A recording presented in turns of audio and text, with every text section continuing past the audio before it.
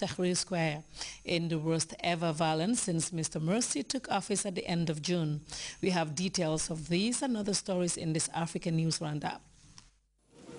Turning a new leaf based on honesty and transparency when it comes to France-Africa relations, such is the ambition of French President François Hollande. He's currently on his way to Kinshasa to take part in the Francophonie Summit. On his way to the French Language Festival, he stopped off in Dakar. In the Senegalese capital, Hollande took a very different stand to his predecessor Nicolas Sarkozy, giving more importance to the African man. Respect is at the heart of his trip to Africa, which is his first to the continent since he was elected last May. The French president recognized the colonial errors of the past and the slave trade. On Friday, he even visited the House of Slaves on Gorée Island. Two youths suspected of being linked to Al-Shabaab are being held by Somali security forces in Mogadishu following neighbor tip-offs. The government says it has intensified its action against Islamist insurgents and that hundreds have been arrested. We have launched a massive crackdown. We have arrested 346 Al-Shabaab members in Mogadishu, and we've impounded 37 hand grenades, the F1 type, and other sophisticated weapons, ammunition, and pistols.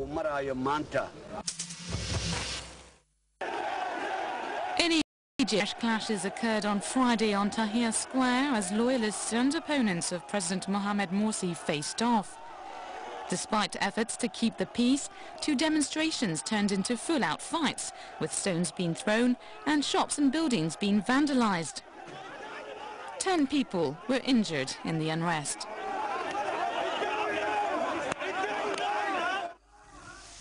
All 4 Nigerian villages have taken Old Giant Shell to a civil court in The Hague for polluting land and waterways around their homes in the Niger Delta.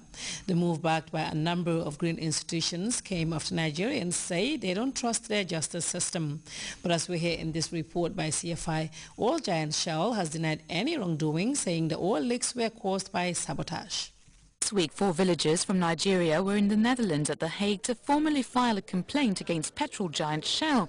These farmers and fishermen from the Niger Delta say the Dutch company is responsible for polluting 3 villages. Their move has been backed by a number of green organizations as they no longer trust their country's justice system.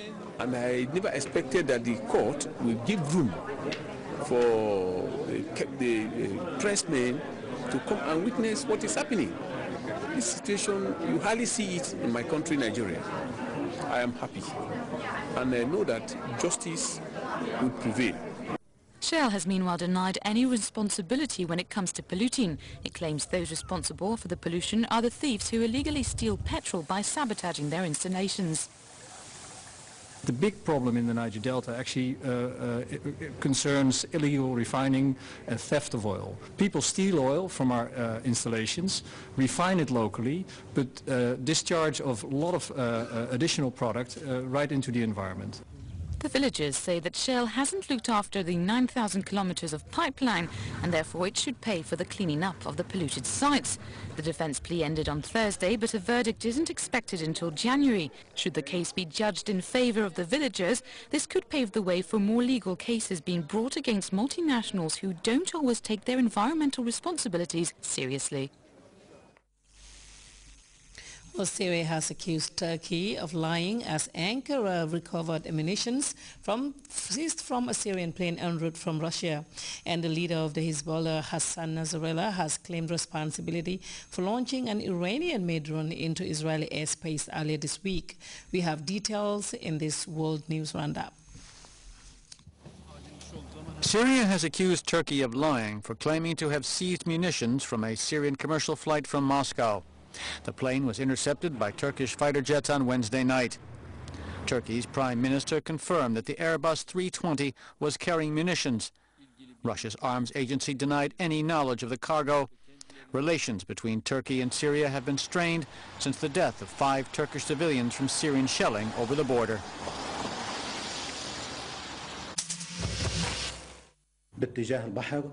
The leader of Hezbollah, Hassan Nasrallah, has admitted that the drone shot down by Israel on October 6th was launched from Lebanon and manufactured in Iran. The Shiite leader said that the drone had flown near sensitive installations in Israel, including the Dimona nuclear site. During an inspection of the security barrier along the border with Egypt, Prime Minister Benjamin Netanyahu vowed to protect Israel's borders.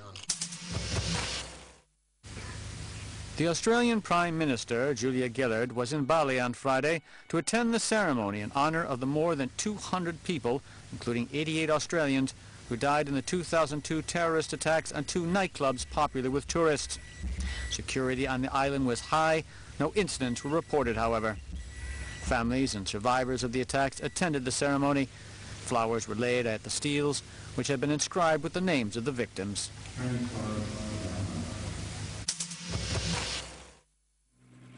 The Nobel Peace Prize has been awarded to the European Union for, quote, having transformed a continent of war into a continent of peace.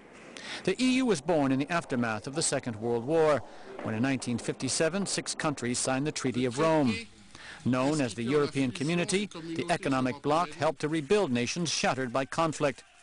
Over the next several decades, membership grew until it reached the 27 members of today, 17 of which belong to the Eurozone.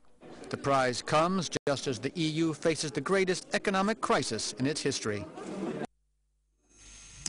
Well, time now to take another break. When we come back, we'll take a look at sports. Stay tuned then. So, you think you are Gambia's funniest comedian? It's time. Time to pick up a form from Grts building along the MDI Road, Carnifin. Gambia's funniest coming soon.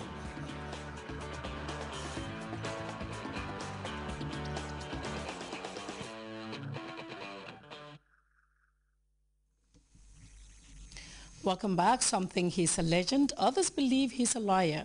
The world's media has been examining thoroughly the fallout from a damning report on Lance Armstrong. The former cyclist maintains his innocence, but his reputation will never be the same. Of course, the Texan rider is not the first sports star to be tainted by controversy. Many cyclist enthusiasts are weighing in on the matter. We have details in this report. Seems likely his jerseys will be stripped, but again, we still don't know that. And Lance himself has 30, 40 million people who still believe in him. Now, the United States Anti-Doping Agency, funded by U.S. tax dollars, to go after Armstrong, who they've had a witch hunt in place since the mid-2000s. Lance Armstrong himself welcomed USADA. It's in a tweet that's out there. He said he would look forward to being exonerated. Well, if you welcome USADA, you get an investigation. Armstrong has truly painted himself into a corner. He has too much on the line with his foundation. If he were to admit now, he would be sued. He could possibly even be tried for perjury. He's made his bed, and I think he's just going to have to sleep in it at this point. We'll never see an admission from Armstrong. He's a person who helped change the perception of cancer survivors throughout the world. He has done an incredible amount of good for people affected by cancer, and nothing can change that. It's clear that Lance Armstrong was guilty as charged to me, but it's also clear that that other individuals who testified who are still in the sport participated in a lot of the same activities. It's going to be a tricky time for cycling. Well, before we go, a reminder of headlines.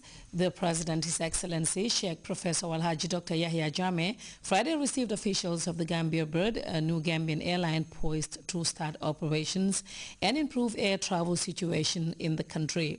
Vice President Jai Saidi has called for the empowerment of women and girls to fully contribute to critical areas of environment and natural resource management as she delivered a statement on International Day for Disaster Reduction. Violent clashes between supporters and opponents of Egyptian President Mohamed Morsi have erupted in Cairo's Tahrir Square. And 4 Nigerian villages are taking legal action against All Giant Shell in a landmark pollution case that could open more compensation claims against international companies. That brings us to the end of the news. Thank you very much for your time and stay tuned.